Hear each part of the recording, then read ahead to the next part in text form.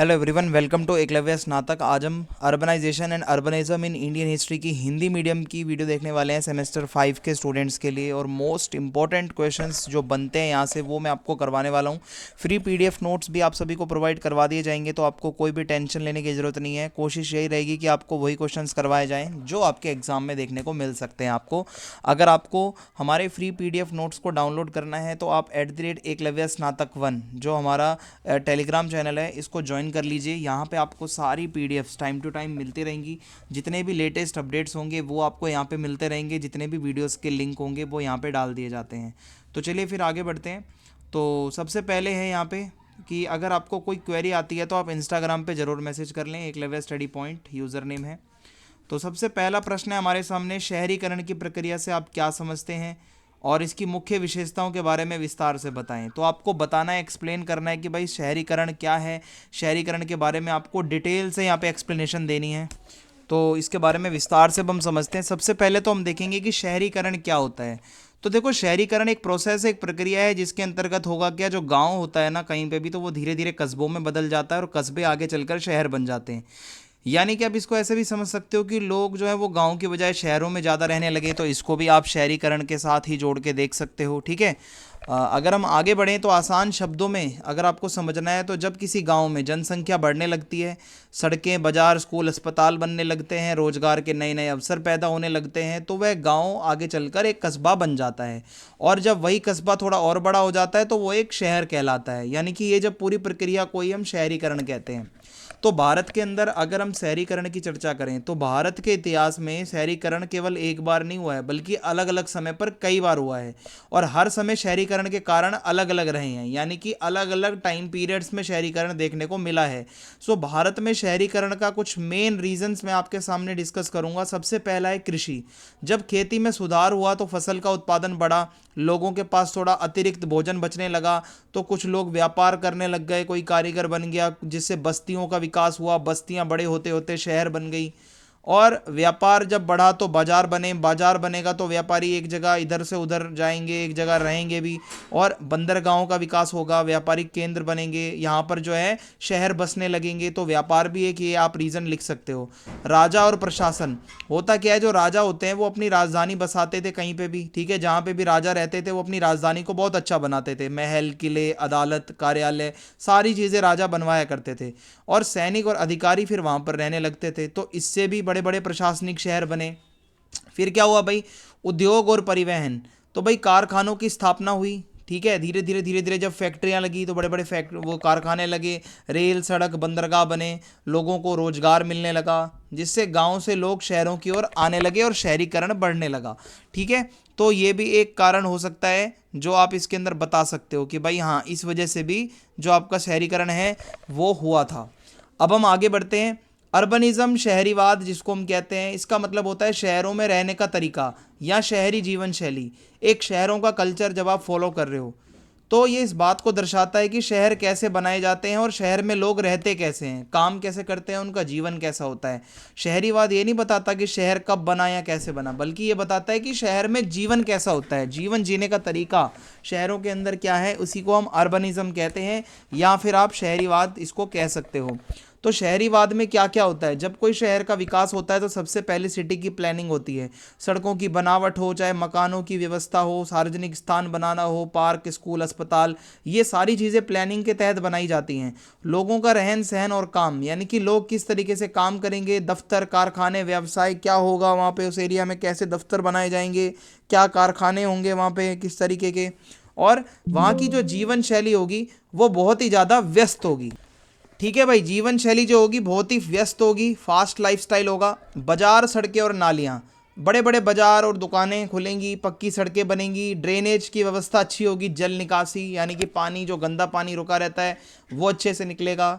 संस्कृति, धर्म और सामाजिक जीवन की बात करें तो अलग अलग धर्म के लोग, अलग अलग समुदायों के लोग एक साथ रहेंगे एक स्थान पर।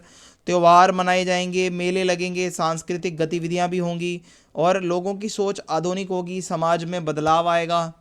सबसे पहले जो प्रथम शहरीकरण हुआ था वो है सिंधु घाटी सभ्यता का। हमारे भारतीय इतिहास में जब हम पढ़ते हैं 2600 से 1900 ईसा पूर्व की बात है, भारत में पहला शहरीकरण ही सिंधु घाटी सभ्यता के समय में हुआ था। और इसे भारत का प्रथम शहरी चरण भी कहा जाता है। सबसे पहले शहर जो थे वो यहीं बने थे और इसी काल में पहली बार पूरा प्लानिंग के साथ सुनियोजित विकसित शहर बने थे बड़े बड़े। और इस समय के लोग केवल गांव में नहीं रहते थे बल्कि बड़े बड़े शहरों में रहते थे, पक्के मकान बनाकर रहते थे, सड़कें, नालियां, बाजार सब कुछ यूज़ करते थे।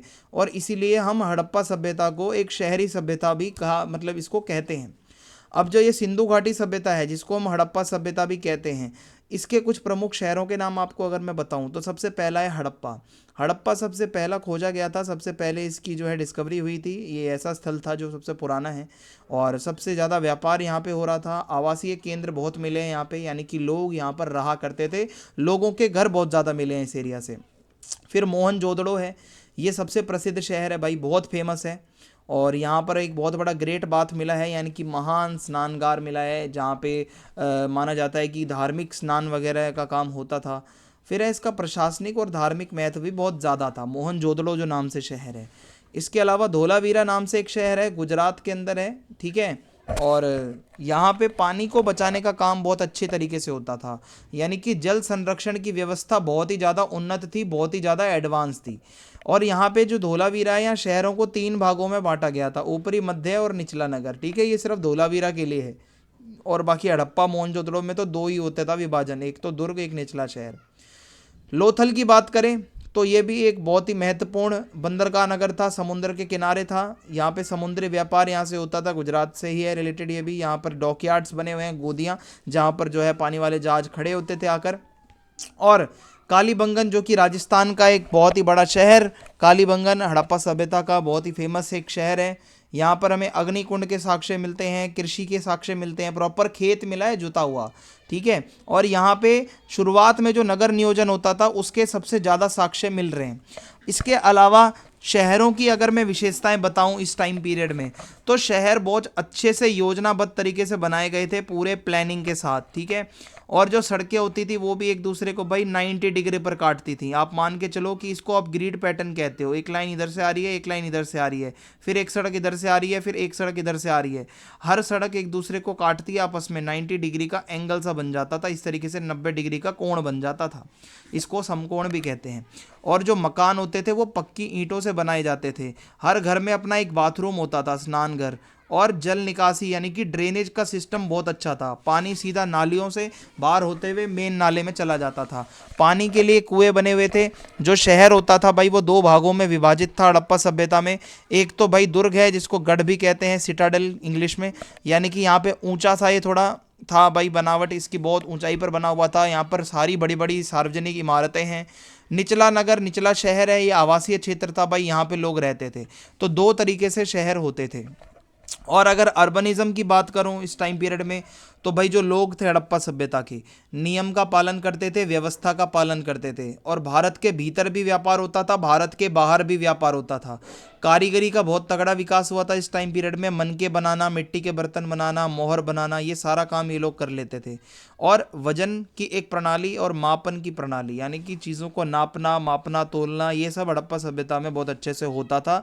तो ये दिखाता है कि ये लोग अपने समय से कितना आगे थे। आज से 5000 साल पहले ये सब काम किए जा रहे थे। लेकिन एक समय आया जब सिंधु सभ्यता के जो शहर थे उनका पतन हो गया, सिंधु सभ्यता एक तरीके से ख़त्म हो गई। तो लगभग 1900 ईसा पूर्व के आसपास सिंधु घाटी सभ्यता के जो शहर थे उनका पतन होने लगा था।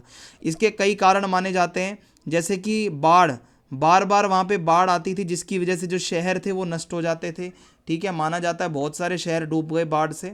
जलवायु में परिवर्तन होना भी एक मेन कारण माना जाता है कि मौसम में जब बदलाव हुआ तो खेती पे सबसे ज़्यादा असर पड़ा, जिसकी वजह से वो लोग वहाँ से कहीं और चले गए। फिर है व्यापार में गिरावट, दूर दराज के क्षेत्रों से व्यापार कम हो गया तो भी लोग उधर से चले गए। कोई कहता है नदियों ने मार्ग बदल लिया, नदियाँ सूख गई या अपना रास्ता बदल लिया, तो ये भी एक रीज़न हो सकता है, क्योंकि जब नदियाँ सूख जाएंगी तो खेती और व्यापार कम हो जाएगा और बाढ़ से तो नुकसान बढ़ेगा। तो धीरे धीरे लोग शहरों को छोड़कर छोटे छोटे गाँव की ओर चले गए। फिर उसके बाद द्वितीय शहरीकरण का दौर आता है, 600 ईसा पूर्व के बाद का समय था। इसको हम अपना सेकंड चरण कह सकते हैं। इसके कारण क्या है, द्वितीय चरण कैसे आया? तो जब लोहे के औजारों का उपयोग बढ़ने लगा तो खेती अच्छी हो गई थी और ज़्यादा से ज़्यादा भोजन जो है आप जब भाई अनाज उगाओगे तो अधिशेष भी बचेगा, फिर आप उसको बेचोगे, व्यापार करोगे, फिर आप मुद्रा का भी यूज़ करोगे। और बड़े बड़े महाजनपद बन रहे थे इस टाइम पीरियड में, बड़े बड़े साम्राज्य, बौद्ध धर्म जैन धर्म का भी उदय हो रहा था। पूरे के पूरे मतलब ये जो नए आइडियाज़ आ रहे थे ये भी शहरीकरण को बढ़ावा देते हैं भाई। सो कुछ महत्वपूर्ण शहर अगर इस टाइम के मैं आपको बताऊं तो वो है पाटलिपुत्र, राजगृह, वैशाली, वाराणसी, उज्जैन, तक्षशिला, कौशाम्बी। ठीक है। शहरीवाद की बात करें तो इस टाइम पीरियड में जो नगर थे वो व्यापारिक केंद्र थे, यहाँ पे बहुत व्यापार होता था शहरों में, बाज़ारों का विकास हो रहा था, सिक्कों का यूज़ होने लगा था, कारीगर व्यापारी सारे लोग गाँव में ना रहकर शहर में रहने आ रहे थे। फिर उसके बाद मौर्य काल में शहरीकरण होता है 322 से 185 ईसा पूर्व के आसपास। तो मौर्य साम्राज्य में भी शहरों को बहुत मजबूती मिली। सबसे मेन शहर पाटलिपुत्र रहा जो कि राजधानी भी थी, और यहाँ पे शहर प्रशासनिक केंद्र होते थे। मौर्य साम्राज्य के कई सारे प्रशासनिक केंद्र थे, तक्षशिला, उज्जैनी, तोसली, ठीक है, राजगीर वगैरह।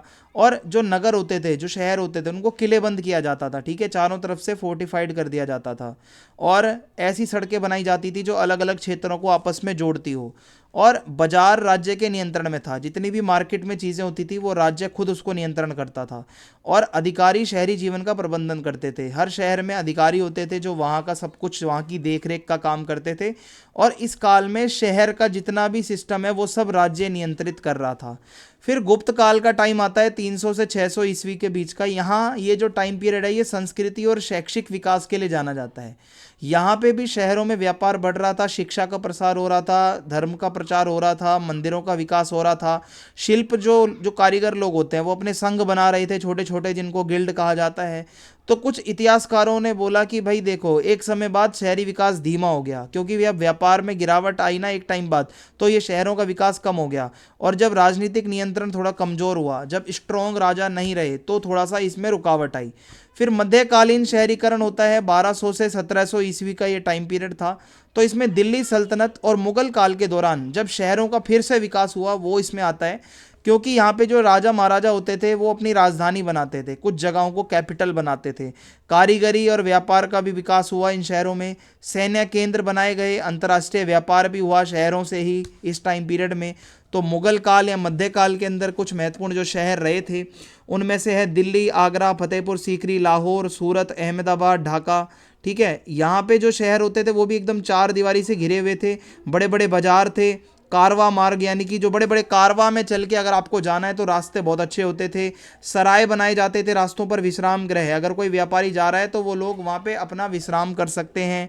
और वस्त्र जैसे विशेषीकृत शिल्प, यानी कि सबसे ज़्यादा यहाँ पे टेक्सटाइल यानी कि वस्त्रों का उत्पादन हो रहा था, व्यापार हो रहा था। फिर ब्रिटिश काल आता है, औपनिवेशिक शहरीकरण का टाइम आता है। तो इन्होंने तो भाई, अंग्रेजों ने तो पूरा ही भारतीय शहरों को बदल दिया। कुछ तीन शहर जो सबसे ज़्यादा अंग्रेजों ने बदले थे वो था कलकत्ता, बॉम्बे और मद्रास। ठीक है। आज की डेट में आप अगर देखोगे तीनों ही मेट्रो सिटीज़ हैं, चाहे कलकत्ता देख लो, बॉम्बे देख लो, या फिर आप आज की डेट में चेन्नई देख लो। अगर आगे बढ़ें तो अंग्रेजों के टाइम पे जो शहर थे वो बंदरगाहों के रूप में विकसित हुए। जो समुद्र किनारे वाले शहर थे ज़्यादातर, वो अंग्रेजों ने ज़्यादा उनको विकास किया उनका, क्योंकि वहाँ से वो अपना व्यापार करना चाहते थे। अंग्रेजों ने ही रेलवे का भी यहाँ पे भाई यहाँ पे इंट्रोडक्शन करवाया। तो इससे क्या है, शहरों का विकास हुआ। अलग अलग क्षेत्र बनाए अंग्रेजों ने, अपने रहने के लिए सिविल लाइंस बनाई और भारतीयों के रहने के लिए भीड़ भाड़ वाले क्षेत्र छोड़ दिए। शहरों में रहने की कुछ समस्याएं थी कि झुग्गी बस्तियां बहुत ज़्यादा बन रही थी शहरों के अंदर। शहरों के अंदर भीड़ भड़ाका भी बहुत ज़्यादा होता था और स्वच्छता की व्यवस्था अच्छी नहीं थी। तो इस वजह से देखा जाता है कि असमानता थी। अंग्रेजों ने अपने एरिया तो अच्छे बनाए थे। स्वतंत्रता के बाद की बात करें 1947 के बाद, तो शहरों में जनसंख्या भारत में बहुत तेज़ी से बढ़ी है। कारण इसके कई सारे हैं, जैसे कि औद्योगिकरण है भाई, बड़ी बड़ी फैक्ट्रियों का विकास हुआ है, रोजगार के अवसर लोगों को मिले हैं, शिक्षा का विकास हुआ है, गाँव से शहरों की ओर पलायन बहुत ज़्यादा कर रहे हैं, और बड़े बड़े मेट्रो नगर यानी कि महानगर जो है उनका विकास हो रहा है। चंडीगढ़ जैसे ऐसे शहर जो इतने प्लानिंग के साथ बनाए जा रहे हैं, IT शहर बनाए जा रहे हैं बड़े बड़े, ठीक है, जहाँ पे बहुत ही अच्छे एडवांस शहर हैं। लेकिन शहरों में रहने की कुछ समस्याएं ये आती हैं कि जैसे प्रदूषण की एक समस्या रहती है, आवास यानी रहने की समस्या आती है, यातायात की भी समस्या आती है। तो भारतीय इतिहास में जितना भी हमने पढ़ा तो उसमें हमने यही देखा है शहरीवाद के बारे में, कि शहर शुरू से ही नियोजित रहे, व्यापार जो है होता था शहरों में, बाजार लगाई जाती थी, हर कोई अपना विशेषीकृत पेशे वाला आदमी वहाँ पे आता था। कई शहर प्रशासनिक केंद्र बने, कई जगहों पर धार्मिक संस्थाएं थी शहरों के अंदर, कहीं कहीं पे सांस्कृतिक विविधता भी थी, एक ही जगह पे अलग अलग विविधता वाले लोग रह रहे हैं, सड़कें, निकासी, ये सब चीज़ें बहुत कॉमन थी। और सामाजिक असमानता देखने को मिलती है, यानी कि कहीं कहीं पे कोई आगे है शहर, कोई ज़्यादा विकसित है तो कोई विकसित नहीं है। ओके, अब हम आगे बढ़ते हैं। अब हमारा यहाँ पे अगला प्रश्न है, भारत में शहरीकरण के इतिहास को फिर से बनाने के लिए टेक्स्ट सोर्सेस, यानी कि जो लिखित स्रोत होते हैं उनका कैसे इस्तेमाल किया जाता है, अब हम देखते हैं। तो देखो, शहरीकरण भारतीय इतिहास में एक लगातार और महत्वपूर्ण प्रक्रिया रही है जो बहुत शुरू से होती रही है, और ये दिखाती है कि जब शहरीकरण होता है तो अर्थव्यवस्था में बदलाव आता है, समाज में, राजनीति में, संस्कृति में बदलाव आता है। कस्बों और शहरों का विकास अचानक नहीं होता, बल्कि धीरे धीरे, चाहे खेती का विकास हुआ हो, व्यापार का विकास हुआ हो, अच्छा प्रशासन आया हो, धार्मिक गतिविधियां हो, तब जाकर शहरीकरण होता है। एकदम से शहरीकरण कभी भी नहीं होता, आप याद रखिएगा। हालांकि जो पुरातात्विक स्रोत हैं वो शहरों के भौतिक सबूत तो हमें दे सकते हैं, पुराने जैसे इमारतें, सड़कें, कलाकृतियाँ, लेकिन वे पूरी तरीके से ये नहीं बता सकते कि शहर कैसे काम करते थे, शहरों में होता क्या था, यानी कि लोग उसमें रहते कैसे थे। ये आपको पुरानी चीज़ें देखकर पता नहीं चल पाएगा। अगर आपको इसको समझना है तो आपको लिखित स्रोत पर निर्भर रहना पड़ेगा। लिखित में जो आपको मिलेगा उसी से आपको पता चल पाएगा कि उस टाइम पे होता क्या था। जो लिखित में रिकॉर्ड होंगे वो शहरी जीवन को बताएंगे, उस टाइम का प्रशासन कैसा था ये आपको बताएंगे, व्यापार कैसा होता था ये आपको बताएंगे, सामाजिक संबंध कैसे होते थे, सांस्कृतिक प्रथाएं वहाँ पे कैसी चलती थी, ये सारी विस्तृत जो जानकारी है ये आपको लिखित रिकॉर्ड से ही मिलती है, और इसी से आपको इतिहास समझने में मदद मिलती है। अगर हम लिखित स्रोतों की प्रकृति की बात करें और इनके महत्व की बात करें, तो लिखित स्रोत का मतलब अलग अलग ऐतिहासिक कालों में बनाए गए लिखित रिकॉर्ड्स हैं, यानी कि अलग अलग टाइम पीरियड में जो चीज़ें लिखित में हैं हमारे पास, चाहे धार्मिक ग्रंथ हो, प्रशासनिक नियमावलियाँ हो, या साहित्यिक रचनाएं हो, कोई शिलालेख हो, कोई किसी का यात्रा वृत्तांत हो, ये सारी ही चीज़ें हमें बहुत अच्छी खासी इन्फॉर्मेशन देती हैं, और ये स्रोत हमारे लिए बहुत ज़्यादा महत्वपूर्ण है, क्योंकि ये शहरों का वर्णन ना केवल भौतिक स्थानों के रूप में करते हैं, हमें सिर्फ भौतिक फीचर्स नहीं बता रहे हैं। लिखित स्रोत को पढ़ोगे तो आपको मानवीय गतिविधियां भी पता चलेंगी, उस टाइम पे ह्यूमंस कर क्या रहे थे। ठीक है, ग्रंथों के माध्यम से जो है इतिहासकार शहरों के उद्देश्य, शहर के विकास में शासकों की क्या भूमिका रहती थी, बाजार में कामकाज कैसा होता था, शहरी निवासी लोग जो होते थे वो रोजमर्रा का जीवन कैसा होता था, ये सब आपको लिखित में पढ़कर ही पता चलेगा। और लिखित साक्ष्य जो हैं वो शहरों के नाम, उनका कितना राजनीतिक महत्व था, उनका व्यापक क्षेत्रीय और अंतर्राष्ट्रीय नेटवर्क कितना होता था, और उनकी आर्थिक भूमिका क्या थी, ये सब आपको लिखित में जब आप स्रोत पढ़ोगे तभी आपको समझ में आएगा। अब है धार्मिक ग्रंथ और शुरुआती शहरीकरण। तो भारत में शहरीकरण का अध्ययन करने के लिए धार्मिक ग्रंथ आप सबसे शुरुआती स्रोतों में से रख सकते हो, क्योंकि सबसे पहले ग्रंथ ही हमारे वेद हैं। सो वैदिक साहित्य में अलग अलग तरह की बस्तियों का जिक्र किया जाता है जो किलेबंद शहरों के धीरे धीरे बनने का संकेत देती हैं। हमारे यहाँ पे ग्रंथों में लिखा है कि कैसे कैसे शहरीकरण हुआ है। बौद्ध धर्म और जैन धर्म के ग्रंथ हैं, खासकर त्रिपिटक, जातक कथाएं, ये सब 6ठी शताब्दी ईसा पूर्व के आसपास के जो दूसरे शहरीकरण के दौरान, जो मैंने अभी पीछे भी आपको बताया था, जो विकास हुआ उसकी कीमती जानकारी मिल जाएगी आपको, आप इनको पढ़ लो। ठीक है, ये ग्रंथ जो है वो राजगीर, वैशाली, वाराणसी, पाटलिपुत्र जैसे शहरों को व्यापार, शिक्षा और धार्मिक गतिविधियों के केंद्र के रूप में बताते हैं। इन ग्रंथों में लिखा है कि ये जो 3-4 शहरों के नाम मैंने आपको बताए हैं ये किस लिए जाने जाते थे। यहाँ पर व्यापारी, बाजार, धर्मशालाएं, शहरी संस्थानों का जिक्र सब कुछ दिखाता है, क्या सामाजिक जीवन था, कैसा यहाँ का आर्थिक जीवन था, A to Z सारी की सारी बातें आपको इसके अंदर देखने को मिल जाती हैं। फिर है महाकाव्य और शास्त्रीय साहित्यिक रचनाएं। सो अगर हम बात करें रामायण की, अगर हम बात करें महाभारत जैसे महाकाव्यों की, और उसके बाद संस्कृत में भी जो साहित्य लिखा गया उसमें शहरों और राजधानियों का बहुत अच्छा वर्णन मिलता है। ये ग्रंथ हमें बताते हैं नियोजित सड़कें थी, महल बने हुए थे, बाजार थे, सार्वजनिक स्थान वाले शहर कैसे थे, पब्लिक प्लेसेस वाले। हालांकि कभी कभी हो सकता है कि ज़्यादा ही आदर्श बातें लिखी हों, लेकिन जो इतिहासकार है ना उनको क्या करना है, अगर शहरी नियोजन को समझना है और अगर शाही सत्ता को समझना है और अगर आपको समझना है शहरों का कल्चर कैसा होता था, तो उससे आपको बहुत मदद मिल जाएगी अगर आप इन लिखित स्रोतों को पढ़ते हो तो। ठीक है भाई। अगर आप पुराने क्लासिकल साहित्यिक रचनाएं देखेंगे तो शहरों के भीतर जो सामाजिक विभाजन होते थे, शहरों में जो कुलीन लोगों की जीवन शैली थी, वो भी आपको पता चलेगी, बड़े बड़े लोग। तो जिससे आपको शुरुआती ऐतिहासिक भारत में शहरीकरण की प्रकृति कैसी थी वो जानने को मिलेगी। इसके अलावा प्रशासनिक ग्रंथ अगर आप देखेंगे तो कौटिल्य के अर्थशास्त्र को पढ़ लो, इनकी किताब है। ये एक प्रशासनिक ग्रंथ है। इसमें मौर्य साम्राज्य के जैसे जो मजबूत राज्य होते थे वहाँ पर शहरीकरण कैसा होता था ये आपको बहुत अच्छे से पता चल जाएगा। ठीक है, ये ग्रंथ शहर की प्लानिंग के बारे में आपको बताएगा, शहर का प्रशासन कैसा था, बाज़ारों के अंदर क्या रूल्स एंड रेगुलेशंस होते थे, नियम क्या होते थे, टैक्स कैसे लिया जाता था, कानून की व्यवस्था कैसी होती थी, विस्तार से आपको पता चलेगा। और यह व्यापार, शिल्प और शहरी सुरक्षा के लिए भी जिम्मेदार अधिकारियों के बारे में बताता है कि व्यापार की जिम्मेदारी किसकी थी, शिल्प को देखना, शहरी सुरक्षा को देखना, ये सारे चीज़ों के लिए कौन से अधिकारी जिम्मेदार थे, ये आपको इससे पता चलता है। जिससे कि आपको पूरा जो एक व्यवस्था थी, मैनेजमेंट, वो कैसे होती थी, सावधानी से आपको पता चल जाएगा। और ऐसे ग्रंथों से जो इतिहासकार हैं उनको ये समझने में मदद मिलती है कि जो शहरी केंद्र हैं सिर्फ रहने की जगह नहीं थी, शहरों से प्रशासन भी चलता था, शहरों से आर्थिक जो सारी एक्टिविटीज़ हैं वो भी शहरों से ही हुआ करती थी। शहरी जीवन के रिकॉर्ड के रूप में शिलालेख, अगर हम शिलालेखों की बात करें तो पत्थर के जो खंभे होते हैं उन पे बहुत कुछ लिखा होता था, चट्टानों पे बहुत कुछ लिखा होता था, तांबे की प्लेट पर बहुत कुछ लिखा होता था। तो ये सारे शिलालेख जो है ना आपको पूरे के पूरे शहर कस्बे के बारे में बहुत भरोसेमंद जानकारी दे देंगे। और ये रिकॉर्ड अक्सर शाही आदेश, जमीन में अगर किसी को दान दी जा रही है, कोई आदेश है बहुत बड़ा, या मंदिरों को कोई दान दिया जा रहा है, या व्यापारी लोगों का जो संघ होता था वो कोई गतिविधि कर रहा है, वो सारा का सारा जिक्र आपको इसमें देखने को मिलेगा। उदाहरण के लिए अशोक के शिलालेख हैं, सड़कों, कस्बों और जो उनकी कल्याणकारी नीतियां थी उसके बारे में बताते हैं। सो शिलालेख जो है वो हमें इतिहासकारों को कस्बों का विकास कैसे हुआ, शहर में धर्म की क्या भूमिका होती थी, व्यापारी लोग क्या करते थे, आर्थिक गतिविधियां, सब कुछ पता चल जाता है। इसके अलावा कुछ विदेशी यात्री भी आते थे भारत में आने वाले, उन्होंने भी कई सारे लेख छोड़े हैं अपने, जो कि यहाँ पे आके मैगस्थनीज हैं, फाइयान हैं, हुएनसांग हैं, अलबिरूनी है, इब्न बतूता है, आपने 12th में भी पढ़ा होगा इनके बारे में। ये आकर शहरों का आकार कैसा था, आबादी कैसी थी, प्रशासन यहाँ पे कैसा था, और भाई बाजार किस तरीके से काम करते थे, और समाज में रीति रिवाज कैसे होते थे, सारी जानकारी आपको मिल जाएगी A to Z।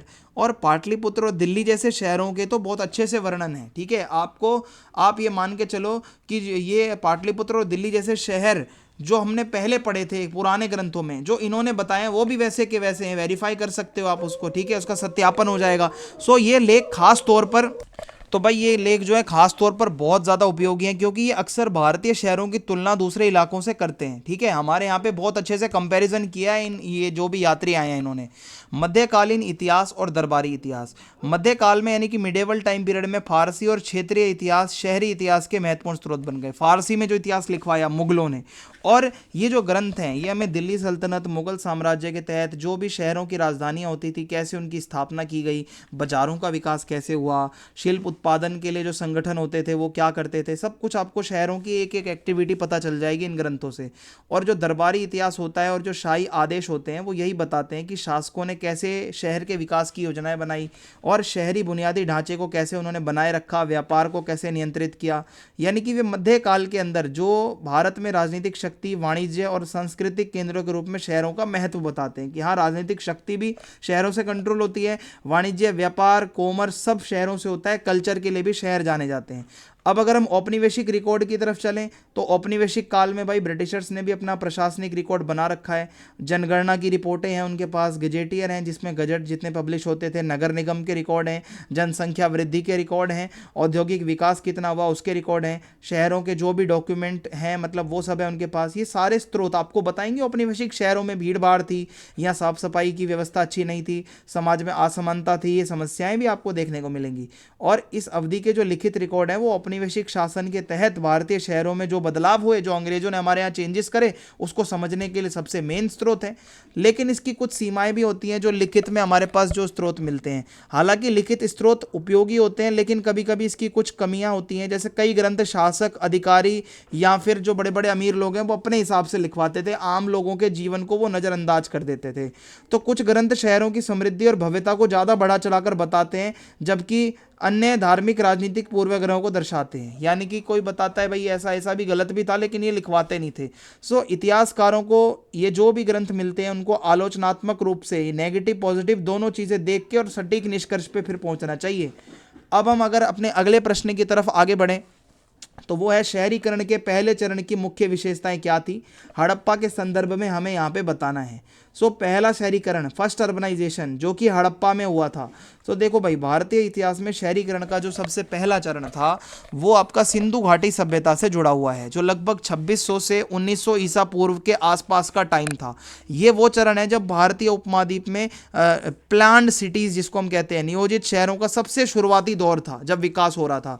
और शहरी केंद्रों में हड़प्पा सबसे महत्वपूर्ण स्थल है, क्योंकि एक शुरुआती शहरी जीवन का शहर है जहाँ पे बहुत बड़े बड़े पुरातात्विक आपको सबूत मिलते हैं यहाँ पे कि शहरी जीवन होता था। और इस सभ्यता के शहर बहुत उन्नत थे योजना के मामले में, यहाँ का प्रशासनिक नियंत्रण बहुत मजबूत था और सामाजिक संगठन भी बहुत उच्च स्तर का था। तो अगर आप हड़प्पा का अध्ययन करते हो तो इतिहासकार आप मान के चलो भारत का सबसे पहला जो शहरीकरण था वो जानकारी सारी निकल कर आ जाती है। सबसे पहले हम इसकी लेआउट को समझेंगे कि इसका पूरा पैटर्न कैसा था। तो शहरीकरण के पहले चरण की सबसे खास विशेषताओं में से एक यही थी कि जो शहरों की योजना है वो बहुत अच्छे से बनाई जाती थी। यानी कि शहर दिखेगा कैसा, शहर होना कैसा चाहिए, ये योजनाएं बनाने पे काम किया जाता था। अब अगर मैं हड़प्पा का एग्जांपल दूं, क्योंकि ये प्रश्न हड़प्पा से रिलेटेड है, तो वहाँ पे आपका एक ग्रिड पैटर्न फॉलो होता था। ठीक है, प्रॉपर एक ग्रिड पैटर्न होता था जो हमने पीछे भी डिस्कस किया था अभी। ठीक है, और ये बेतरतीब विकास के बजाय सावधानी पूर्वक योजना को दिखाता है। ऐसा नहीं है अंधाधुंध कहीं भी विकास कर दिया, यहाँ पर सावधानी पूर्ण तरीके से योजना बनाकर फिर विकास किया गया था। और जो शहर होते थे उनको भी दो भागों में बांटा गया था, एक तो गढ़ यानी कि दुर्ग जो ऊंचे चबूतरे पर बनाए जाते थे, और एक निचला शहर जो मैंने आपको बता दिया। ये दिखाता है कि इनकी योजना इन्होंने इस तरीके से बना रखी थी। अब इनकी जो वास्तुकला है, आर्किटेक्चर है, वो बहुत अच्छा था और ईंटों का इस्तेमाल ये कैसे करते थे, अब इसको थोड़ा समझते हैं। तो जो हड़प्पा के शहर हैं वो एक जैसी ही पक्की ईंटों से बने थे। लगभग सारे शहरों में जो ईंटें यूज़ हो रही है वो एक जैसी थी, जो कि दिखाता है इनके मानकीकरण और तकनीकी कौशल कि कैसे स्टैंडर्डाइजेशन था इनका। एक स्टैंडर्ड साइज बना रखा था ईंटों का हर घर के लिए। और तकनीक देखो इनकी, हड़प्पा के अंदर घर आमतौर पर अच्छी तरह से बनाए जाते थे, जिनमें अक्सर एक आंगन होता था, चारों ओर कई कमरे बने होते थे, यानी कि आर्किटेक्चर बहुत अच्छा था। और पूरे शहर में जो ईंटों का आकार है वो तो एक रूप था, एक जैसी ही ईंटें थी। ये दिखाता है कोई केंद्रीय नियंत्रण, कोई तो को ऊपर बैठा होगा भाई, राजा वगैरह, जो ये सब ऑर्डर दे रहा होगा कि एक जैसा होना चाहिए। सो सार्वजनिक भवन या फिर आवासीय घर समान देखभाल के साथ बनाए गए थे। ठीक है, जितना अच्छा सार्वजनिक क्षेत्र है उतना ही आवासीय भवन भी अच्छे से बना रखा है। सो वास्तुशिल्प बहुत अच्छा था। अब अगर जल निकासी की बात करें तो शहरीकरण का सबसे इंपॉर्टेंट काम यही तो होता है, सैनिटेशन, साफ सफाई। तो हड़प्पाई शहरीकरण की सबसे बड़ी जो खासियत है वो यहाँ का एडवांस, बहुत ही अत्याधुनिक जो ड्रेनेज सिस्टम, जो यहाँ का जल निकासी की प्रणाली थी। तो हड़प्पा में हर घर सड़कों के किनारे बनी ढकी हुई नालियों से जुड़ा हुआ था। हर घर, मतलब एक घर है तो इसके किनारे नाली होगी और वो ढकी हुई नाली होगी, और गंदा पानी सोखने वाले गड्ढे होंगे, मेन होल टाइप बने होंगे, वहाँ सारा गंदा पानी उसमें चला जाएगा। कभी भी आप उसको खोल के साफ भी कर सकते हो। यानी कि सफाई की व्यवस्था इतने प्राचीन समय में ये बेजोड़ है भाई, इतना होना ही बहुत मुश्किल बात है जितना इनके पास था। फिर अगर हम जल प्रबंधन और सार्वजनिक सुविधाओं की बात करें शहरों के अंदर, तो हड़प्पा के अंदर अच्छी तरीके से जल प्रबंधन के सबूत हैं। भाई होता क्या है, घरों के अंदर और सड़कों के किनारे कुएं बनाए गए थे जहाँ से साफ पानी आपको कुओं से मिल जाता था। घरेलू इस्तेमाल के लिए पानी बहुत अच्छे से मिल जाता था और सार्वजनिक सुविधाओं की मौजूदगी भी थी भाई। ठीक है, सबके बाहर भी कुएं होते थे, बहुत 700 प्लस कुएं मिले मोहनजोदड़ो से, सिर्फ मान के चलो। आर्थिक गतिविधियां और व्यापार की बात करें तो हड़प्पा के लोग व्यापार भी करते थे, आर्थिक गतिविधियां भी करते थे। मोहरों, वजन और माप जैसी जो पुरातात्विक चीज़ें मिल रही हैं, मोहर, स्टैम्प्स मिल रही हैं, पुराने पुराने बाट मिल रहे हैं तोलने वाले, ये दिखाता है कि व्यापार प्रणाली इनकी कितनी अच्छी थी। सिंधु क्षेत्र के भीतर भी व्यापार होता था, मेसोपोटामिया जैसे दूर दूर क्षेत्रों तक, आज का ईरान तक, वहाँ तक ये लोग व्यापार करने जाते थे, आदान प्रदान होता था उस टाइम पे वस्तु विनिमय से। सो मन के बनाना, मिट्टी के बर्तन बनाना, धातु का काम करना, धातु की चीज़ें बनाना, ये अपने आप में कितना बड़ा विकास है। ठीक है, शिल्प बनाने की कला थी इनके हाथ में, शिल्पी थे ये लोग। सो इन गतिविधियों ने ही तो शहरी विकास में मदद करी है। इन्हीं गतिविधियों की वजह से ही तो ये दिखाता है ये लोग कितने स्पेशलिस्ट थे शहर बनाने के। फिर है मानकीकरण और प्रशासनिक नियंत्रण। तो शहरीकरण का जो ये पहला चरण, जो एक चरण था, इसकी एक खास विशेषता मानकीकरण भी रही है। स्टैंडर्ड वजन, स्टैंडर्ड आकार, साइज, ईंटों का स्टैंडर्ड माप, ये सब देखने को मिलता है। हर जगह का लेआउट एक जैसा बना हुआ है। सो हालांकि राजाओं का तो कोई सबूत मिलता नहीं है कि हड़प्पा का कोई राजा भी था, लेकिन इतनी एक रूपता देख के अंदाजा तो आप लगा ही सकते हो कि भाई पक्का कोई ना कोई तो राजा यहाँ पे रहा होगा ना, तभी तो ये सब इतना हो पा रहा है। फिर है सामाजिक संगठन और शहरी जीवन। तो हड़प्पा का जो लेआउट है, ठीक है भाई, हड़प्पा का जो लेआउट है वो दिखाता है कि एक ऐसा संकेत है कि समाज बहुत संगठित था। जो दुर्ग और निचला शहर है, इसका अलग होना ही बताता है कि भाई कोई सामाजिक, कोई यहाँ पे बंटवारा तो होगा, या कार्यात्मक बंटवारा तो जरूर होगा, तभी अलग अलग बना रखा है। बड़े घर हैं, कहीं छोटे घर हैं, तो हो सकता है धन में भी अंतर हो, जो ज़्यादा पैसे वाला है वो बड़ा घर बनाता हो, है ना। हालांकि बहुत ज़्यादा तो आम, मतलब ऐसा नहीं है कि बहुत बड़े लेवल पे असमानता हो, लेकिन थोड़ी बहुत है। बहुत अनुशासित जीवन था, समुदाय में लोग बहुत अच्छे से रहते थे व्यवस्था के साथ। अगर अब हम धार्मिक और सांस्कृतिक रीति रिवाजों की बात करें तो हड़प्पा में कोई बड़े मंदिर नहीं मिले हमें, लेकिन मोहर मूर्तियों से अगर आप ध्यान से देखो तो आपको इनके रीति रिवाज पता चल जाएंगे। कई मोहरों पर प्रतीक बने हुए हैं, आद्य योगी आद्य, और यहाँ पे पशुपतिनाथ, और ऐसे ऐसे वहाँ पे प्रतीक हैं जो दिखाता है कि ये लोग सांस्कृतिक विचार इनके एक जैसे थे, लगभग लगभग ये एक ही जैसी पूजा पाठ करते थे।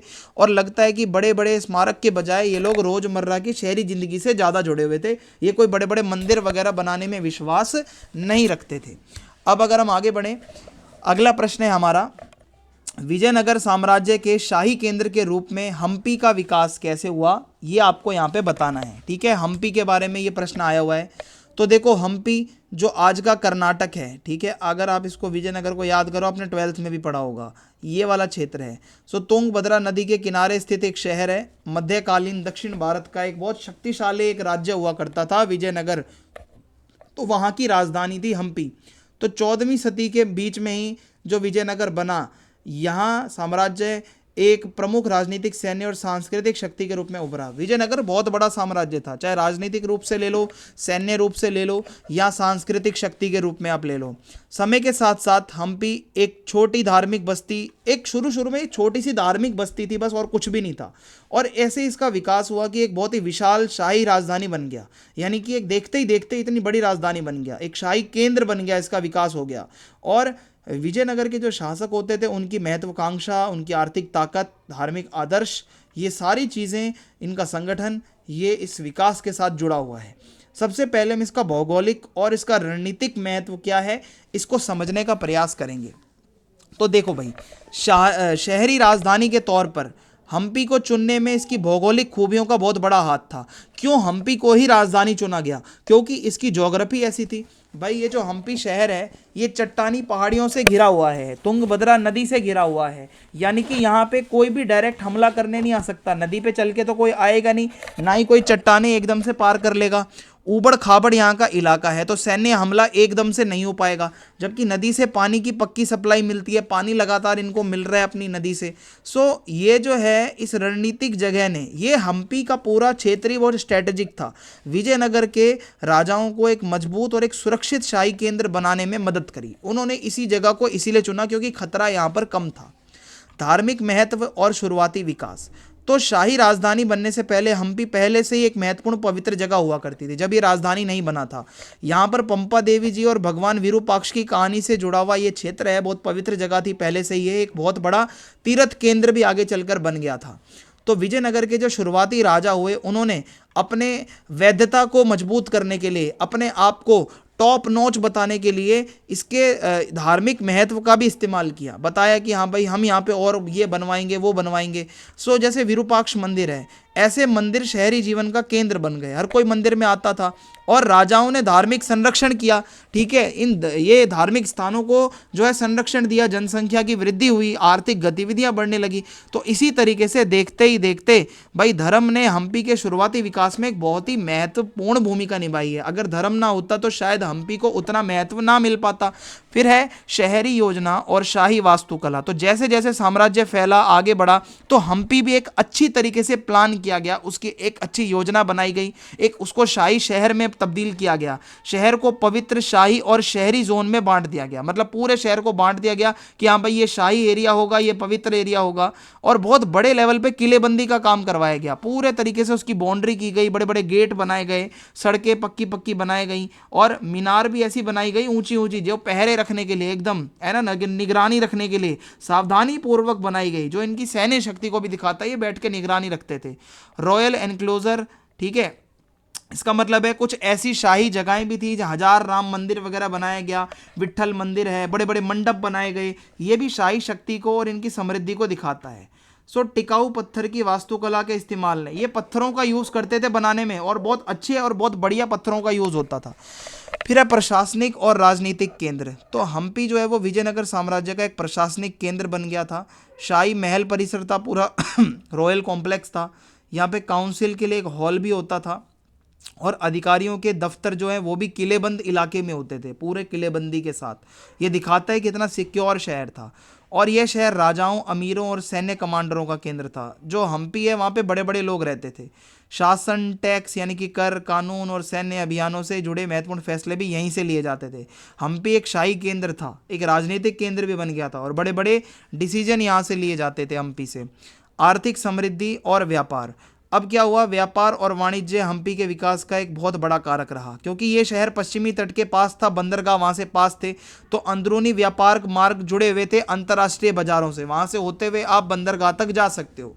सो कुछ यात्री हैं जैसे अब्दुल रजाक है, डोमिंगो पेस है, फरनाओ नुनीस हैं, ये विदेशी यात्री जब भारत में आए थे तो ये हम्पी में भी आए थे। इन्होंने बताया कि हम्पी बहुत अमीर शहर है, हम्पी जो है बहुत हलचल वाला शहर है, यहाँ का बाजार बहुत ही ज़्यादा व्यस्त है, लग्जरी का सामान यहाँ पे मिलता है, ऐशो आराम का, ऐश्वर्य का सामान मिलता है, और यहाँ की सिंचाई प्रणाली जो है वो बहुत अच्छी है, कृषि उत्पादों की उपलब्धता बहुत ज़्यादा है, खेती अच्छी हो रही है, शहरों का विकास बहुत अच्छे से हो रखा है। तो हम्पी में इतनी सारी खासियत है, तभी ये इतना इम्पोर्टेंट था।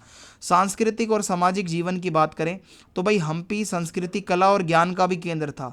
विजयनगर के राजा होते थे जो, उन्होंने मंदिर, संगीत, नृत्य, साहित्य, मूर्तिकला सबको संरक्षण दिया, सबको सपोर्ट करा, ठीक है।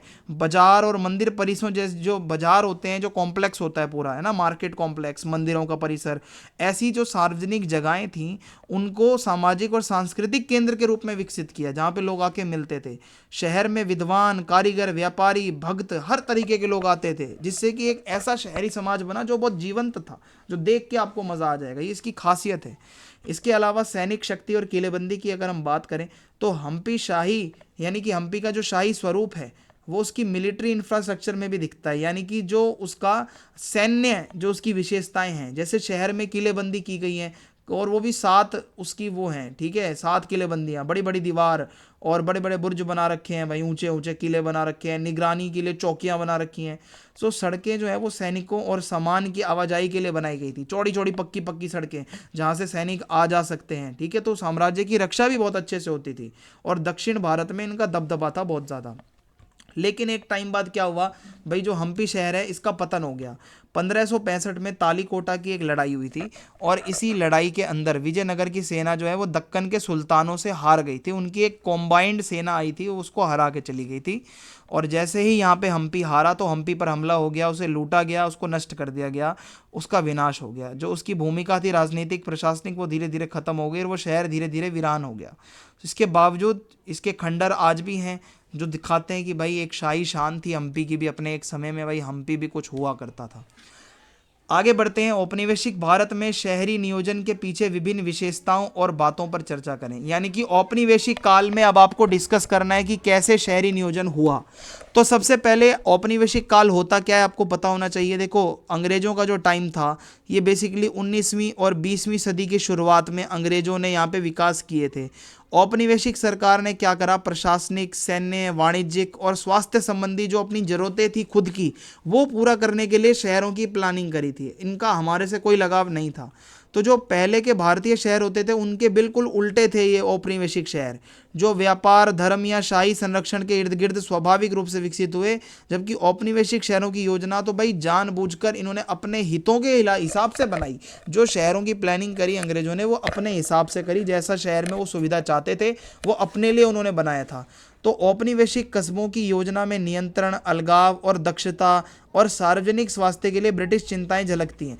ये देखते थे कि सभी लोगों का स्वास्थ्य भाई कितना, कैसा, साफ सफाई पे कितना ध्यान देना है, अलगाव भी रखना है। मैं आगे आपको बताऊंगा ये अलग अलग शहर बनाए थे इन्होंने। सबसे पहले हम बात करते हैं यहाँ पे प्रशासनिक और राजनीतिक कुछ बातें करते हैं। तो औपनिवेशिक भारत में जब अंग्रेजों का टाइम था तो शहरी जो प्लानिंग थी उसके पीछे सबसे ज़रूरी बातों में से एक था प्रशासनिक सुविधा। अंग्रेज हमारे यहाँ पे रूल कर रहे थे, उनको चाहिए था कि हमें सुविधाएं मिलें, तो शहरों को शासन के केंद्र के रूप में काम करने के लिए डिजाइन किया गया था। डिजाइन ऐसा बनाया गया था ताकि प्रशासन सही से चले, जो ब्रिटिश अधिकारी हैं वो अपना कुशलता के साथ अच्छे से शासन चला पाएं, इसके अकॉर्डिंगली इसको बनाया गया था। कुछ एरिया बनाए गए जैसे सिविल लाइंस, ये ऐसे इलाके थे जो यूरोपीय अधिकारियों के लिए सरकारी दफ्तर के पास में बनाए गए थे, जहाँ पे वो रह सकते थे। चौड़ी चौड़ी सड़कें बनाई गई, साफ साफ ऐसे जोन्स बनाए गए, ठीक है, जहाँ सिर्फ अंग्रेज अधिकारी ही रहते थे, क्विकली वो आ जा सकते थे फटाफट से, ठीक है। और क्या है, सैन्य और रणनीतिक जरूरतें। तो जो औपनिवेशिक शहर थे उनकी जो प्लानिंग थी, जो योजनाबद्ध तरीका था, उसमें सैन्य सुरक्षा का बहुत बड़ा रोल था। छावनियां बनाई गई, कंटोनमेंट एरिया, जो बहुत बड़ा एरिया था, अक्सर भीड़ भाड़ वाले एरिया से बहुत दूर, ठीक है, जो छावनी बनाई जाती थी। सो इन इलाकों में ब्रिटिश सैनिक रहते थे और बहुत खुली जगह होती थी जो छावनी बनाई जाती थी, ताकि बीमारी ना फैले वहाँ पे, क्योंकि भीड़ भड़ाके वाले एरिया में बीमारी ज़्यादा फैलती हैं। तो शहरों की जगह और लेआउट अक्सर रणनीतिक हितों, बंदरगाहों, कम्युनिकेशन, कैसे संचार का पूरा नेटवर्क होगा, ये सब से प्रभावित होगा। ये सब देखते हुए उन्होंने शहरों का विकास किया है और किसी कारण से नहीं किया। अब नस्लीय अलगाव कैसा होता था यहाँ पे आप इसको समझो। तो भाई औपनिवेशिक शहरी योजना पर नस्लीय और सामाजिक अलगाव के विचारों का बहुत तगड़ा असर था। जो ब्रिटिशर्स के जो नीतियाँ होती थी, जो इनके प्लान करने वाले लोग थे, उनका मानना था जो भारत के रहने वाले लोगों के मोहल्ले हैं वो बहुत भीड़ भाड़ वाले हैं, गंदे हैं, जबकि जो यूरोपीय इलाके हैं वो साफ़ सुथरे हैं, उनको हमें थोड़ा अच्छा बनाना है, थोड़ा व्यवस्थित तरीके से बनाना है। तो नतीजन हुआ क्या, परिणाम स्वरूप शहरों को व्हाइट टाउन और ब्लैक टाउन जैसे दो क्षेत्रों में बांट दिया गया, अलग अलग जोन क्षेत्र बना दिए गए।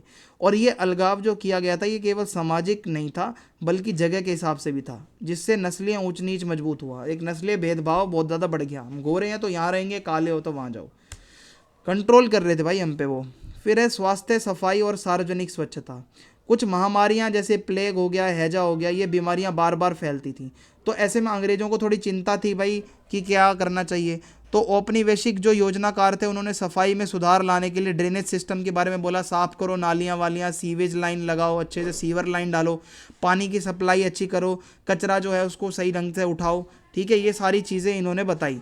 और उस समय की मेडिकल मान्यताओं के आधार पर हवा के आने जाने के लिए चौड़ी सड़क और खुली जगहें डिजाइन की गई। वहाँ उस टाइम पे बताया गया, अंग्रेज़ों के विशेषज्ञों ने इनको बताया कि देखो चौड़ी और खुली सड़कें होनी चाहिए ताकि हवा अच्छे से आए, वेंटिलेशन अच्छी होनी चाहिए, जितना अच्छा वेंटिलेशन होगा बीमारियाँ उतनी कम फैलेंगी।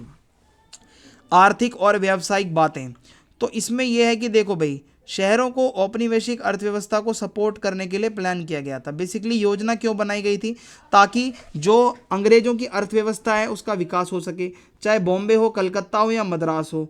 यहाँ पर बंदरगाहों को व्यापार और कच्चे माल के एक्सपोर्ट को आसान बनाने के लिए बड़े शहरी केंद्रों के रूप में विकसित किया गया। छोटा सा बंदरगाह, मतलब छोटा सा बंदरगाह जहाँ पे नाव खड़ी होती हैं, बड़े बड़े जहाज, उसी को बहुत बड़ा शहर बना दिया। यहाँ से फ़ायदा इनका हो रहा है इसलिए ये सुविधाएं दे रहे थे। बाजार, गोदाम, रेलवे स्टेशन, इंडस्ट्रियल जोन, यानी कि जो औद्योगिक इलाके, ठीक है, इनको शहरों के अंदरूनी इलाकों और ग्लोबल ट्रेड नेटवर्क से जोड़ने के लिए सावधानी से प्लान किया गया। इन्होंने बहुत सावधानी से बैठ के देखा कहाँ से इनका क्या फ़ायदा हो सकता है, उस हिसाब से इन्होंने सब किया। तो इस तरीके से शहरी प्लानिंग जो थी इनकी, वो स्थानीय ज़रूरतों के हिसाब से नहीं थी कि लोगों को क्या चाहिए, ये अपने आर्थिक हित इनके पूरे हों इस हिसाब से था। परिवहन और इंफ्रास्ट्रक्चर, तो देखो भाई आधुनिक परिवहन प्रणालियों की शुरुआत भी औपनिवेशिक शहरों के तहत ही हुई थी, उसी टाइम पे ही हुई थी, दौरान हुई थी। तो भाई देखो शहरों के अंदर और क्षेत्रों के बीच कनेक्टिविटी को बेहतर बनाने के लिए इन्होंने रेलवे, ट्राम गाड़ी होती है एक, आपने देखी होगी, रेलगाड़ी होती है, चौड़ी चौड़ी सड़कें होती है, ये सब अंग्रेजों ने बनाई थी। हमारे यहाँ पे रेल भी अंग्रेजों ने शुरू करी थी। रेलवे स्टेशन नए शहरी लैंडमार्क बन गए। रेल का मतलब था कि हाँ भाई ये शहर अब विकसित हो रहा है धीरे धीरे, और शहरों की पूरी संरचना ही बदल गई। सो इन्होंने इंफ्रास्ट्रक्चर का विकास करा एक तरीके से, पूरी तरीके से आप मान के चलो, ठीक है। इनका मकसद यही था कि सामान फटाफट हमारा इधर से उधर पहुंच जाए, सैनिक हमारे इधर से उधर पहुंच जाए, अधिकारी लोग फटाफट इधर से उधर पहुंच जाएं। ये क्या आपको लग रहा है हमारे लिए इन्होंने रेलगाड़ी बनाई थी? नहीं, नियोजित विस्तार और नई टाउनशिप, यानी कि औपनिवेशिक जो योजनाकार थे उन्होंने पुरानी भारतीय बस्तियों को बेहतर बनाने की बजाय अक्सर मौजूदा शहरों के नियोजित विस्तार बनाए। यानी कि जो शहर ऑलरेडी थे उनको क्या करा, एक्सटेंशन बना दिया उनका थोड़ा अच्छे तरीके से। नई दिल्ली जैसे इलाके जिसे शाही राजधानी के तौर पर डिजाइन किया गया था, उसकी जो है शानदार वास्तुकला शैली और समरूपता और चौड़ी सड़कें दिखाई देती हैं। आप आज चले जाओ लुटियंस दिल्ली, अंग्रेजों ने बनाई थी, कनॉट प्लेस, आज भी चौड़ी सड़कें, साफ सफाई मिलेगी आपको वहाँ पे। शिमला, दार्जिलिंग, ऐसे इन्होंने हिल स्टेशंस भी बनाए, क्योंकि यूरोपीय लोग जो होते थे वो अपने मनोरंजन के लिए या प्रशासनिक कार्यों के लिए भी जाया करते थे ऐसी जगहों पर वहाँ पे, ठीक है। अब जो औपनिवेशिक योजनाकार होते थे, ठीक है, उन्होंने इस तरीके से ये मतलब मैंने आपको बता दिया है कि आप अगर शिमला, दार्जिलिंग, ये सब नाम आपने सुने होंगे। इन्होंने हिल स्टेशनों का भी विकास करा, जहाँ ये मनोरंजन के लिए भी जाते थे और अपना वहाँ पे आराम भी करते थे, ठंडे एरिया होते थे वो। सर्वे और नगर प्रशासन का इस्तेमाल, तो शहरों की प्लानिंग कैसी होगी, इसके लिए सर्वे कराए जाते थे, नक्शे बनाए जाते थे, नगर निकाय एमसीडी वगैरह बनाए जाते थे, टैक्स लेना, साफ सफाई, इंफ्रास्ट्रक्चर को मैनेज करना, इसके लिए निगम बनाए गए, ठीक है। जो आज आप एमसीडी वगैरह देख रहे हो ये भी अंग्रेजों के टाइम से शुरू हुआ था। इन संस्थानों ने आधुनिक शहरी शासन की शुरुआत करी आज की डेट में। जैसे आज हम एमसीडी, नगर निगम वगैरह देख रहे हैं, ये अंग्रेजों ने ही शुरू किया था अपने टाइम पे। लेकिन इन्होंने भारतीयों की आवाज़ को नज़रअंदाज किया। मेनली जो औपनिवेशिक शासन था उनको जो चाहिए था सिर्फ वही इन शहरों में हो रहा था। प्लानिंग के फैसले ऊपर से नीचे लिए जाते थे, उनमें जनता का कुछ रोल नहीं होता था। अब इसका क्या प्रभाव पड़ा, देखो भाई, औपनिवेशिक शहरी नियोजन से क्या हुआ, आधुनिक जो एक इंफ्रास्ट्रक्चर है और प्रशासनिक प्रणालियां हैं उससे भारतीय शहरों पर बहुत तगड़ा असर पड़ा। शहर एकदम उनका कायाकल्प हो गया। लंबे समय तक चलने वाली समस्याएं भी पैदा हुई, जैसे कि विकास असमान हो गया, कुछ शहर आगे बढ़ गए, कुछ पीछे हो गए। भारतीय मोहल्ले जो थे जहाँ इंडियन लोग रहते थे वो बहुत भीड़ भाड़ वाले हो गए। समाज में अलगाव हो गया अमीर गरीब का, और किफ़ायती आवास और समावेशी नियोजन की अनदेखी के कारण झुग्गी झोपड़ियों का विकास हुआ, स्लम एरिया बन गया। अब रहने के लिए आप जाओगे तो भाई आपको बहुत पैसे देने पड़ रहे हैं, ठीक है, और इन्होंने आपके लिए कोई सुविधा करी नहीं हुई है, तो फिर आप स्लम बनाकर वहीं पे रहोगे। तो ये एक बहुत बड़ी समस्या थी। अगला प्रश्न है, मध्यकालीन भारत में शहरी केंद्रों के उदय में व्यापार, धर्म और राज्य ने क्या भूमिका निभाई? ये हमारा अगला प्रश्न है। तो आइए देखते हैं। देखो भाई, मध्यकालीन भारत में अगर हम देखें तो शहरी केंद्रों का जो उदय हुआ और जितना भी विकास हुआ, वो आर्थिक जो एक्टिविटी होती थी उस टाइम पे, धार्मिक संस्थान थे और जो राजनीतिक सत्ता में बदलाव हो रहे थे, उसी से ही शहरों का विकास हुआ। जैसे प्राचीन शहरीकरण के विपरीत मध्यकालीन शहर जो थे वो बढ़ते व्यापार नेटवर्क, धार्मिक संस्थानों का बढ़ता महत्व और शक्तिशाली राज्यों की प्रशासनिक जरूरतों के जवाब में विकसित हुए। यानी कि जो इस टाइम पे राजा महाराजा हुए, उन्होंने अपनी जरूरत के हिसाब से शहरों का विकास किया। शहर वाणिज्य का केंद्र बना, आस्था का केंद्र बना, शासन का केंद्र बना और संस्कृति का भी केंद्र बना। व्यापार, धर्म, राज्य, ये तीनों आपस में मिले जुले प्रभाव थे। तभी 13वीं से 18वीं शताब्दी के बीच जो मेडिवल इंडिया है हमारा, उसमें कई तरीके के शहरों का विकास देखने को मिलता है। शहरी विकास में व्यापार की क्या भूमिका थी, पहले तो आप इसको समझो। मध्य काल के अंदर कस्बों के विकास के पीछे व्यापार सबसे महत्वपूर्ण चीज़ है, क्योंकि व्यापार होता था। आंतरिक व्यापार के विस्तार ने बाजार और कारवा मार्गों के नेटवर्क के माध्यम से गांवों, कस्बों और क्षेत्रों को जोड़ा। जब आंतरिक व्यापार होता है, एक क्षेत्र दूसरे क्षेत्र से जुड़ता है, बाजारें जुड़ती हैं, रोड जुड़ते हैं, तो कस्बे जुड़ते हैं, आपस में लोग जुड़ते हैं। व्यापारी समुदायों ने व्यापार मार्ग, नदी, बंदरगाहों और तटीय क्षेत्रों के पास बस्तियां बनाई। यानी कि जहाँ व्यापार के रास्ते थे, ठीक है, बंदरगाह थे, वहाँ पे इन्होंने अपनी पूरी बस्तियां बनाई, जिसे सूरत, खंबात, मछलीपट्टनम जैसे व्यापारिक शहरों का विकास हुआ। ये सारे शहर कब विकसित हुए? जब व्यापारी लोग यहाँ आके रहने लगे।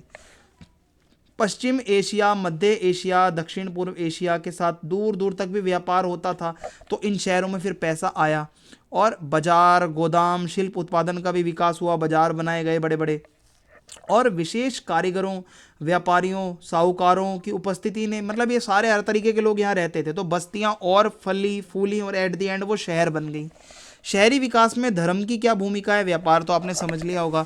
देखो होता क्या है, धर्म ने तीर्थ यात्रा और आध्यात्मिक गतिविधि के केंद्र के रूप में शहरों के उदय में बहुत बड़ा योगदान दिया है। शहरों में देखो मंदिर भी होंगे, शहरों में मस्जिद भी होते थे, दरगाहें भी होती थी, मठ भी होते थे। तो भाई इन शहरों में दूर दराज के लोग आते थे, तीर्थ यात्री, विद्वान भी आते थे, भक्त भी आते थे। जैसे वाराणसी है, अजमेर है, मथुरा है, मदुरई है, यहाँ पे लोग आते थे दूर दूर से जस्ट बिकॉज ऑफ धर्म। तो धार्मिक संस्थानों को रहने की जगह, भोजन, बाजार और शिल्प जैसी सेवाओं की जरूरत होती थी, तो यहाँ पे शहरों का विकास हुआ, स्थायी बसावट, यहाँ पे लोग स्थायी रूप से रहने लगे, आर्थिक गतिविधियाँ होने लगी। तो यहाँ पे बड़े बड़े दानदाता भी आ गए, बड़े बड़े अमीर लोग, शासक लोग भी दान करते थे, तो शहर यहाँ के मजबूत हो गए। राज्य और राजनीतिक सत्ता की क्या भूमिका है, इसको भी समझ लो। देखो, मध्यकाल में ज़्यादातर मुस्लिम रूलर्स थे, तो दिल्ली सल्तनत हो चाहे मुगल साम्राज्य हो, उसके शासकों ने शहरों को प्रशासनिक और सैन्य रूप में और मतलब सैन्य केंद्र के रूप में स्थापित किया। हर किसी को चाहिए था मेरा शहर अच्छा होना चाहिए। जैसे दिल्ली है, आगरा है, लाहौर है, फतेहपुर सीकरी है, ये इन जगहों को राजधानियां बनाई मुगलों ने, क्योंकि ये चाहते थे यहाँ से हम सब कंट्रोल करें, शाही दरबार हमारा यहीं लगेगा, अधिकारी, हमारी सेना सब यहीं तैनात रहेगी। और राज्य ने किलेबंदी, सड़कें, बाजार, जल प्रणालियाँ बनाना, ये पूरा इंफ्रास्ट्रक्चर, सड़कें वड़कें और ये सिंचाई व्यवस्था सब ये राज्य ही करता है। इससे भी तो शहरी विकास हुआ ना। तो शहरों को राज्य की सुरक्षा मिली, जिससे व्यापारी, कारीगर लोगों को भी एक जगह बसने का अवसर मिला, व्यापार करने का अवसर मिला। तो इन तीनों का तालमेल है भाई। व्यापार हुआ तब भी शहर बने, धर्म के नाम पर भी शहर विकसित हुए, और राज्य का भी रोल था। तो व्यापार, धर्म और राज्य अलग अलग काम नहीं करते, बल्कि मध्यकालीन शहरों में एक दूसरे को मजबूत करते हैं। ये तीनों चीज़ें कनेक्टेड हैं। राज्य सड़कों के रखरखाव करके सुरक्षा सुनिश्चित करता है ताकि व्यापार होगा, जबकि व्यापारी टैक्स देगा तो भाई रेवेन्यू देगा तो राज्य चलेगा। और धार्मिक संस्थानों को तो शासक और व्यापारियों से संरक्षण मिलता ही था। बड़े बड़े राजा भी आते थे यहाँ पे, जिनका उनका प्रभाव बढ़ जाता था और लोग शहरी केंद्रों की ओर आकर्षित होते थे। यही तो तालमेल है, तभी तो शहर बने, जो कि वाणिज्य, पूजा और प्रशासन और सांस्कृतिक केंद्र बने शहर आगे चल के। शहरी केंद्रों पर सामाजिक और सांस्कृतिक प्रभाव क्या था, अब हम ये समझते हैं। तो देखो भाई, व्यापार, धर्म, राज्य तीनों जुड़े हुए हैं शहरों के विकास में। तभी इसी प्रभाव से सामाजिक रूप से अलग अलग तरह की शहरी आबादी बढ़ने लगी। मध्यकालीन शहरों में व्यापारी, कारीगर, सैनिक, अधिकारी लोग, विद्वान, धार्मिक लोग, हर तरीके के लोग रहते थे। बाजार, मस्जिद, मंदिर, अदालतें, ये सारी जगहें यहाँ पे बनाई गई। आदान प्रदान की जगह बन गई। बाजार में लोग अपने विचार आदान प्रदान कर रहे हैं, लोग मिल रहे हैं, मंदिर मस्जिद में लोग जा रहे हैं। आप शहरी केंद्रों में जाओगे तो आपको सीखने को मिलेगा, आप कला सीखोगे, वास्तुकला को जानोगे, साहित्य का केंद्र बनेगा शहर, ठीक है, बड़े बड़े विद्वान आपको वहाँ पे मिलेंगे, ठीक है। और आर्थिक और राजनीतिक समर्थन जब मिल जाता है तो वो शहर का तो भाई विकास हो ही जाता है, ठीक है। तो इस तरीके से ये वाला भी क्वेश्चन आपका आ सकता है। तो जो मेरे को लगता था बहुत ही इंपॉर्टेंट क्वेश्चन है वो मैंने आपको इस सब्जेक्ट से करवा दिए हैं। अगर आपको अच्छी लगी है वीडियो तो चैनल को आप सब्सक्राइब करें, वीडियो को लाइक करें, ज़्यादा से ज़्यादा अपने दोस्तों के साथ आप इस वीडियो को शेयर कर दें। जय हिंद, जय भारत।